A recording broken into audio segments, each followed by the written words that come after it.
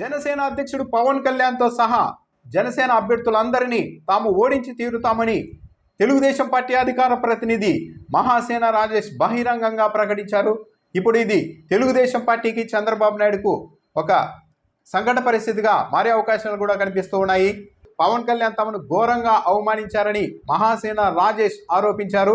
రాష్ట్ర వ్యాప్తంగా తాము తెలుగుదేశం పార్టీకే మద్దతు ఇస్తాం, ఎక్కడైతే తెలుగుదేశం పార్టీ పోటీ చేయలేదో, ఎక్కడైతే సైకిల్ గుర్తు ఉండదో అక్కడ జనసేన అభ్యర్థులు పోటీ చేసే చోట తాము వైఎస్ఆర్ కాంగ్రెస్ పార్టీకైనా ఓటేస్తాం, కానీ జనసేనకు మాత్రం ఓటు వేసే ప్రసక్తే లేదని మహాసేన రాజేష్ ప్రకటించారు. పవన్ కళ్యాణ్ని కూడా ఓడిస్తాం, పవన్ కళ్యాణ్ పిఠాపురంలో 200% ఓడిపోబోతున్నారు అని కూడా మహాసేన రాజేష్ చెప్తున్నారు.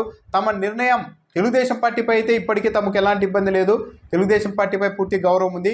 ఒకవేళ తాము పవన్ కళ్యాణ్ ఓడిస్తాం, జనసేన అభ్యర్థుల్ని ఓడిస్తామని ప్రకటించిన నేపథ్యంలో ఒకవేళ తెలుగుదేశం పార్టీ గెంటేసినా గెంటేనియండి, మేము మాత్రం అవమానించిన వ్యక్తులకు మద్దతు ఇచ్చే ప్రసక్తే లేదు అని కూడా మహాసేన రాజేష్ చెప్తున్నారు. ఇటీవల పవన్ కళ్యాణ్ జనసేన నాయకులతో చెప్పారు, వాటిని ఎట్టి పరిస్థితుల్లోనూ రానియద్దండి, తొక్కి పడేయండి, ఏ మీటింగ్కు పిలవద్దని పవన్ కళ్యాణ్ తన గురించి చెప్పారు. చివరకు తన సొంత నియోజకవర్గంలో కూడా పవన్ కళ్యాణ్ మీటింగ్ పెట్టారు, అక్కడికి కూడా తనకు రానియలేదు.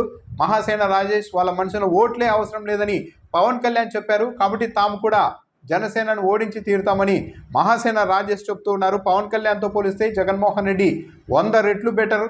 జగన్మోహన్ రెడ్డిని తాము వ్యతిరేకించింది ఆయన నేరం చేశారని కాదు, జగన్మోహన్ రెడ్డిని దగ్గరుండి దళితులకు శిరోమండలం చేయించలేదు, సుబ్రహ్మణ్యంని దగ్గరుండి హత్య చేయించలేదు, కానీ వైసీపీ నేతలు తప్పు చేస్తే వాళ్ళని శిక్షించలేదు అన్న కోపంతోనే తాము జగన్మోహన్ రెడ్డిని వ్యతిరేకించామే కానీ జగన్మోహన్ రెడ్డి ఇవన్నీ చేశారని కాదు అని కూడా మహాసేన రాజేష్ చెప్తూ ఉన్నారు. వైసీపీలో కావచ్చు, టీడీపీలో కావచ్చు, చంద్రబాబు నాయుడు పక్కన జగన్మోహన్ రెడ్డి పక్కన ఒక దళితులు, బీసీలు, మైనార్టీలు అందరూ కనిపిస్తూ ఉంటారు. కానీ 10 ఏళ్ళైంది పార్టీ పెట్టి, జనసేనలో రాష్ట్ర స్థాయికి సంబంధించిన ఒక్క దళిత నాయకుడినైనా చూపించగలరా, ఒక బీసీ నాయకుడినైనా చూపించగలరా అని మహాసేన రాజేష్ ప్రశ్నించారు. ముస్లిం రిజర్వేషన్లపై జగన్మోహన్ రెడ్డి ఒక హీరోలాగా స్టేట్మెంట్ ఇచ్చారు. గతంలో తాము జగన్మోహన్ రెడ్డి ఎలా ఉండాలని అనుకున్నామో అలా కనిపించారు ఈ స్టేట్మెంట్లో అని కూడా చెప్తున్నారు. ముస్లిం రిజర్వేషన్లకు నేను హామీ, వాటి జోలికి ఎవరు వస్తారో నేను చూస్తా అంటూ జగన్మోహన్ రెడ్డి ఒక హీరోలాగా స్టేట్మెంట్ ఇచ్చారని తెలుగుదేశం పార్టీ నాయకుడు కూడా ఆయన మహాసేన రాజేష్ వ్యాఖ్యానించారు. పిఠాపురంలో 200% పవన్ కళ్యాణ్ ఓడిపోయి తీరుతారు. అసలు పవన్ కళ్యాణ్ ఎంత బలహీనుడంటే చివరకు తాను ఎమ్మెల్యేగా గెలవడానికి కూడా అక్కడ వర్మ మద్దతు కావాలి, వర్మ మద్దతు ఇవ్వకపోతే పవన్ కళ్యాణ్ గెలిచే ప్రసక్తే లేదు. చివరకు జబర్దస్త్ నటుల్ని కూడా తెచ్చి ప్రచారం చేయించుకుంటున్నారు అని కూడా టీడీపీ అధికార ప్రతినిధి అయిన రాజేష్ ఎద్దేవా చేశారు.